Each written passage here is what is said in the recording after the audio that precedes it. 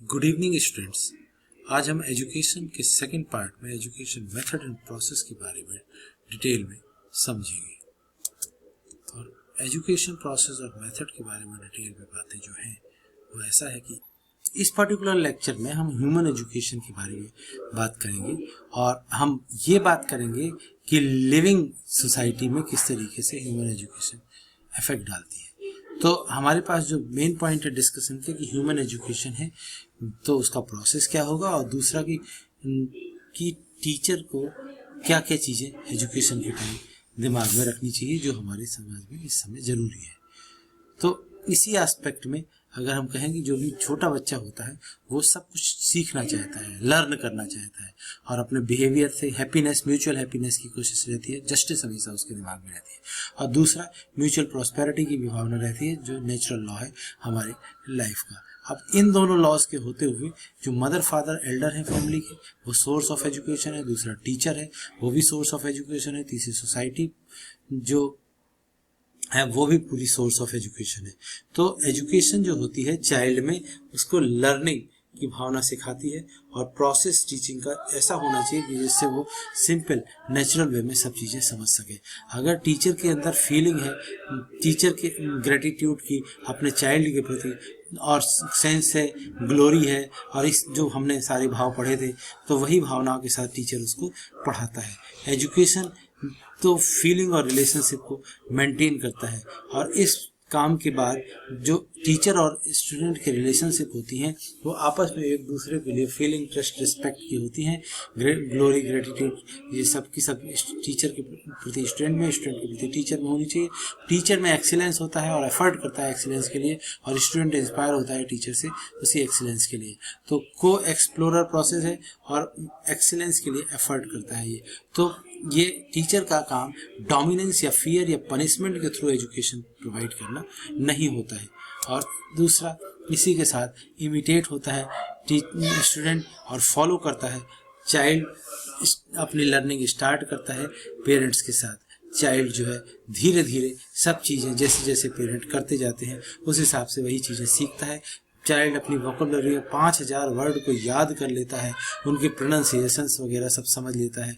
Child के अंदर धीरे धीरे उन्हीं चीज़ों से संस्कार डेवलप होते हैं और चाइल्ड जो है आउटकम उसका ऑब्जर्व करता है कि उससे हमें जो भी हम सीख रहे हैं हैप्पीनेस या अनहैप्पीनेस क्या मिल रहा है और फिर उसके अकॉर्डिंगली उसको कॉपी करने की कोशिश करता है। तो जो भी उसका इमिटेशन है उसको फॉलो करके ओबीडियंस और डिसिप्लिन के साथ वो आगे बढ़ता है।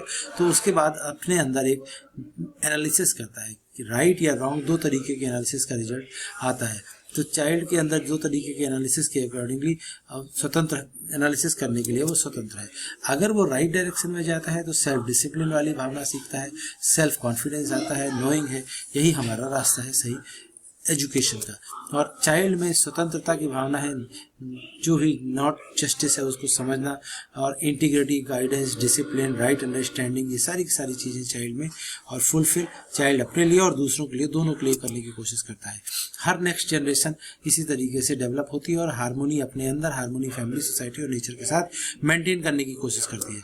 अगर वो रॉन्ग डायरेक्शन में चला गया तो रॉन्ग डायरेक्शन में जाने के बाद उसको डोमिनेंस वाली भावना आती है और डोमिनेंस वाली भावना के आने की वजह से अपोजिशन, रिवोल्ट और स्ट्रेस और वार वाली सिचुएशन आती है।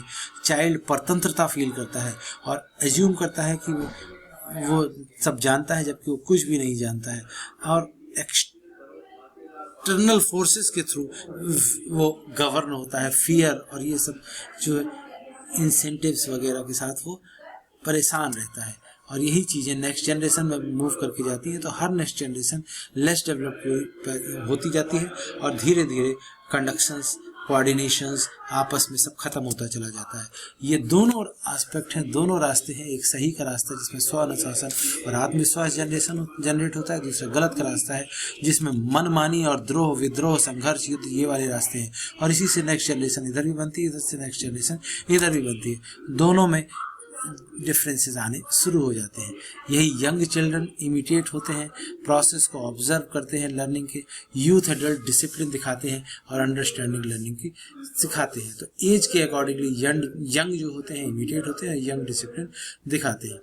तो इसी तरीके से इमिटेशन के साथ आगे बढ़ती हुई एजुकेशन लर्निंग, अंडरस्टैंडिंग, एनवायरनमेंट वगैरह को जनरेट करती है। फैमिली में एल्डर्स टीचर रिलेशनशिप मेंटेन रखते हैं और इस तरीके से हेल्दी रिलेशनशिप फिजिकल फैसिलिटीज़ के लिए भी होती है, तो उनमें वो भावना पैदा होने लगती है कि हम भी एजुकेशन में एक रिलेटेड भावना के साथ जिए। इसके आगे का एस्पेक्ट हम नेक्स्ट क्लास में पढ़ेंगे।